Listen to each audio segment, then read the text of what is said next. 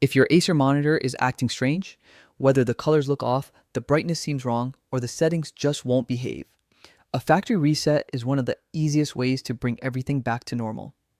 Acer monitors all have similar menus, but depending on your specific model and what's actually working on the screen, the reset process can be slightly different. The simplest method is through the regular on-screen display menu. If the monitor still shows an image, press the menu button on the back or the bottom of the monitor. Navigate through the tabs until you find either System, Settings, or something similar depending on your model. Inside that section, look for the Factory Reset or Reset All option. Select it, press OK or Confirm, and the monitor will return to its original out-of-the-box settings.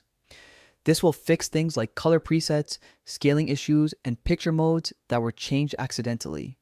But sometimes the monitor won't even show a menu, or the screen is completely black, flickering, or refusing to respond.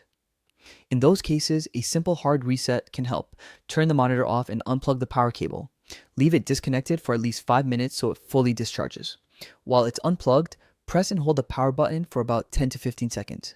This clears any temporary faults or stuck settings inside the monitor. After that, plug the monitor back in and turn it on again. A lot of small issues like weird color tints, black screen glitches, or ghost settings can be fixed just by doing this power reset.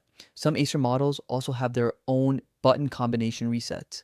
For many units, you can turn the monitor off, hold down the menu button, then turn the monitor back on while still holding it.